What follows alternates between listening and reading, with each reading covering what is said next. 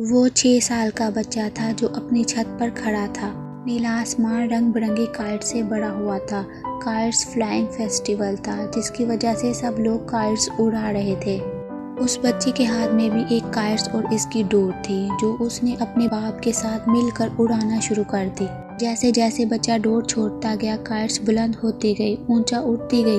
جلد ہی وہ آسمان کی بلندی پر باقی کائٹس کے ساتھ اڑنے لگی۔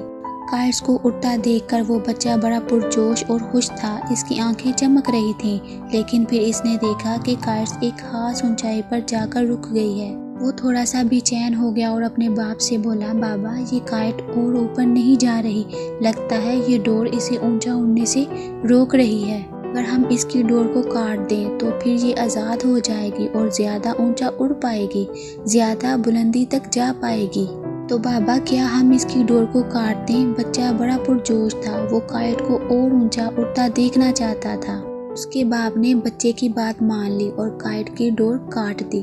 ہوا کے زور پر کائٹ اور اونچائی پر جانے لگی۔ بچہ خوشی سے تالیاں بجانے لگا، لیکن پھر آہستہ آہستہ کائٹ دوبارہ نیچے آنے لگی اور جلد ہی وہ کسی مکان کی چھت پر گر گئی۔ بچہ یہ منظر دیکھ کر بڑا حیران تھا۔ اس نے تو کائٹ کی ڈور اس لیے کاٹی تھی کہ وہ اور اونچا اٹھ سکے، لیکن وہ تو زمین پر ہی گر گئی۔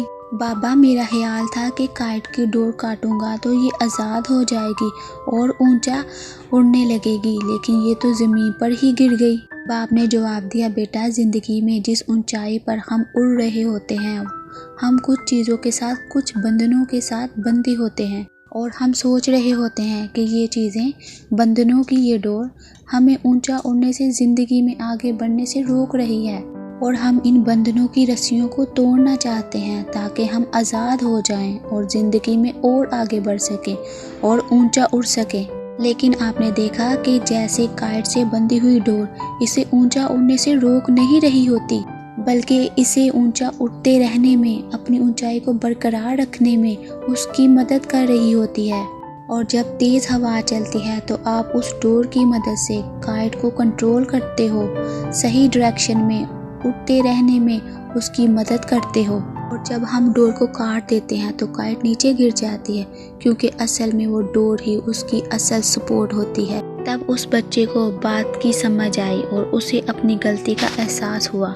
دوستو بالکل اسی طرح زندگی میں بھی بعض دفعہ ہم سمجھتے ہیں کہ زیادہ تیزی سے ترقی کر سکتے ہیں، زندگی کی دوڑ میں زیادہ آگے نکل سکتے ہیں، نئی بلندیوں پر جا سکتے ہیں۔ اگر ہم اپنی فیملی، اپنے گھر یا اپنی دوستی کے بندھن میں نہ بندھے ہوں، اگر یہ رشتے ہمارے پاؤں کی زنجیریں نہ ہوں، ہم ان کو اپنی کامیابی کی راہ میں رکاوٹ سمجھتے ہیں، ان سے جان چھڑانا چاہتے ہیں، لیکن ہم بھول جاتے ہیں، اس بات کا احساس نہیں کر پاتے کہ ہماری فیملی، ہمارے پیار کرنے والے دوست اور ساتھی ہی ہمارا اصل سرمایہ ہوتے ہیں۔ ان لوگوں کی مدد اور سپورٹ کی وجہ سے ہی ہم مشکل حالات سے نکل پاتے ہیں۔ آج ہم جس مقام پر، جس اونچائی پر ہوتے ہیں، اس کی اصل وجہ یہی لوگ ہوتے ہیں۔ یہی لوگ ہماری ہمت باندھتے ہیں، ہماری حوصلہ افزائی کرتے ہیں اور زندگی میں آگے بڑھتے رہنے میں ہماری مدد کرتے ہیں۔ دوستو وہ ہماری ٹانگیں نہیں کھینچتے بلکہ ہماری سپورٹ کرتے ہیں، اسی لیے اس ڈور کو کبھی مت کاٹیں، اس کے ساتھ جڑے رہیں۔ آپ کی کائٹ ہوا میں اڑتی رہے گی، بلند رہے گی، سٹیبل رہے گی۔ اگر آپ ہمارے چینل پر نئے ہیں اور ابھی تک آپ نے ہمارے چینل کو سبسکرائب نہیں کیا تو سبسکرائب کر لیں اور بیل کے بٹن پہ بھی کلک کر لیں۔ دوستو بڑھتے رہیں بس منزلوں کی اور کچھ نہیں، تجربہ تو نیا ہوگا۔